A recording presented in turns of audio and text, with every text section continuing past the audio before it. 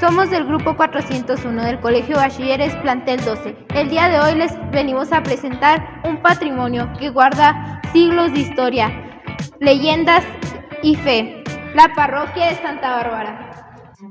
Este templo no solo es una de las constituciones religiosas más antiguas del norte de México, sino que representa los orígenes mismos del pueblo, fundado por la llegada de los españoles en busca de oro y plata. Elegimos este patrimonio porque es un símbolo de nuestra historia local, de la fe, de las luchas sociales y también del olvido que ha sufrido con el paso del tiempo. Para la comunidad sigue siendo un punto de identidad, aunque muchas de las tradiciones ya no se practican como antes. La parroquia de Santa Bárbara comenzó a construirse en 1571 y fue terminada en 1628, durante la época del Virreinato español. Fue edificada por sacerdotes franciscanos y más tarde el campanario fue construido por los jesuitas. Su fundación está ligada a la llegada de los primeros mineros españoles, como Juan de la Parra, quienes buscaban las legendarias ciudades de oro. Pronto se establecieron unas 20 o 30 familias entre 1567 y 1569, lo que dio origen al pueblo. El templo fue dedicado a Santa Bárbara, considerada protectora contra los rayos, ya que esta región se caracteriza por sus tormentas eléctricas. En torno a este templo vivían grupos indígenas como los tepehuanos y conchos, así como españoles, esclavos, africanos y mestizos. La economía minera y el poder religioso estructuraron una sociedad muy jerarquizada. La iglesia no solo cumplía una función religiosa, también tenía control sobre la educación, la vida cotidiana y hasta la política local. La iglesia determinaba quién se enterraba, dónde, según su nivel social. Los ricos dentro del templo, los pobres fuera de él. También enseñaban a leer y escribir, pero siempre bajo las instrucciones del catecismo católico. La iglesia era el poder absoluto. Santa Bárbara fue originalmente habitada por los tepehuanos, quienes no entraron en conflicto directo, pero sí resistieron de forma silenciosa, retirándose hacia el norte. No obstante, hubo ataques al pueblo, incendios, quema de archivos y de enfrentamientos. La iglesia desempeñaba un papel muy importante para las personas, dictaba la forma de vivir y lo que era correcto y no. Muchas de las tradiciones se fueron perdiendo, como lo fue la Semana Santa. Echemos un vistazo al pasado y veamos cómo era antes y cómo es en la actualidad. La iglesia imponía la ley, incluso por encima del gobierno civil. Estaba presente la Santa Inquisición, como el caso del portugués, castigado por desear comer carne en Semana Santa. El poder de la iglesia era total. Y ahora la iglesia no tiene tanto poder. La gente ahora puede comer carne en Semana Santa.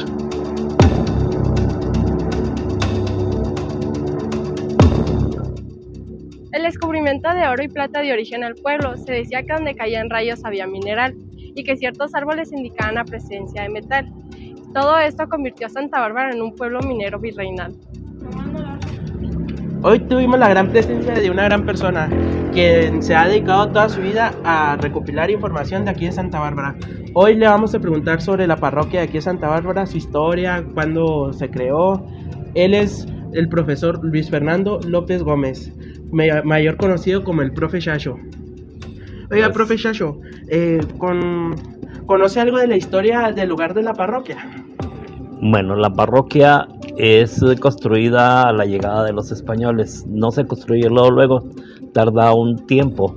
Esta iglesia, esta parroquia, se empieza a construir en 1571 y se termina de construir en 1628.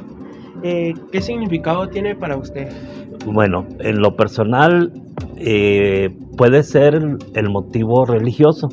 Recuérdense que cuando viene el español viene conquistando tierras y conquistando almas, ¿sí? En este caso la cuestión religiosa, ¿sí? En lo personal, lo histórico, porque nos da la certeza de la llegada del español y cómo es que se desarrolla Santa Bárbara a la llegada de esa colonización. ¿Cree que ha sido valorada hoy en día la parroquia? Ha sido muy agredida. Le han hecho muchas reformas. Esta iglesia tenía grandes vigas labradas con terrado. Le quitaron eso y luego le pusieron un cemento el cemento se partió y se transminaba mucho a la parroquia. Se vino y se le puso el techo de lámina. Asimismo, el frente, el altar tenía 12 o 16 retablos de santos y de santas que desaparecieron, no se supo dónde quedaron.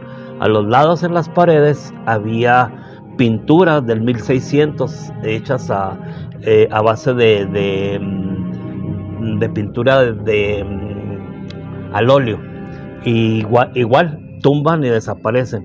Tenía acá para el coro tenía un órgano que también desaparece. Sí, entonces este edificio ha sido muy agredido. Hay una parte que le agregaron que no es original, entonces demasiado agredido. No ha habido respeto por el edificio, a pesar de que es un monumento nacional. Bueno, ¿cómo se encuentra actualmente? ¿Está conservado? Decía yo ahorita anteriormente, ¿no? Ha sido muy agredida. Es cierto que se trata de conservar, pero si ustedes lo ven la última parte que se hizo y en comparación con las fotografías que tomaron ayer, ven una enorme diferencia de la originalidad que tenía. Entonces, realmente quienes han estado al mando de las autoridades han agredido en la raíz histórica del lugar. Entonces, para cuestiones personales, porque yo así lo entiendo más bien, que es cuestión personal y no histórica, por todo lo que tiene. Es la primera iglesia que se va a construir en lo que más tarde va a ser el estado de Chihuahua. Así tan simple. ¿Qué personas o instituciones la protegen? En el caso de aquí del Chihuahua, hay un departamento de patrimonio cultural, histórico-cultural, y a nivel nacional hay el Instituto Nacional de Antropología e Historia, pero ellos nada más revisan, no apoyan, sí, dicen si se puede hacer o no se puede hacer y cómo se puede hacer, pero no traen apoyos para que se haga el rescate. Ustedes si saben la historia de la casona de la Y, esa se echó a perder cuando era una casona de la época de los franceses en 1900, 1890, 1900, y se le dio razón a Lina y nunca se rescató. Antes, al contrario, se olvidó y así está esto, ¿verdad? No se ha dado el apoyo que corresponde. ¿Y qué problemas cree que enfrente? Hay un problema muy fuerte, que si ustedes lo ven en la parte posterior de la iglesia, en la calle que da para la capilla, ¿sí? Está muy descuidado ese lugar. Ahí se observa la construcción original y parte de construcción que se hizo alrededor del 1900. Entonces esta es prácticamente lo que ha llevado a que no se tome en consideración el valor de un edificio histórico. Hacia el lado de lo que era la placita, ahí había 2 salones, los cuales fueron tumbados también, ¿sí? Entonces, en vez de rescatar, ha desaparecido una gran parte de la historia.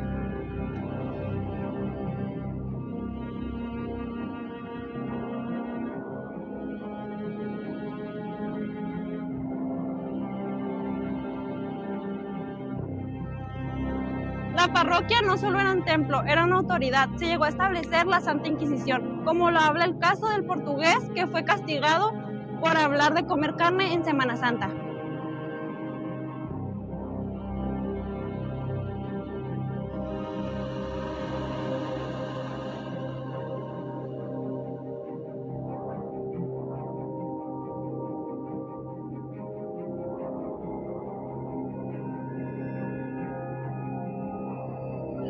Investigar la parroquia nos enseñó que como el patrimonio no solo vive en los libros, sino en los muros y en las leyendas y en las voces de quien aún lo recuerdan. La historia no está muerta, solo necesita ser contada con una voz nueva. Conocer esto es entender quiénes somos y por qué no debemos olvidarlo.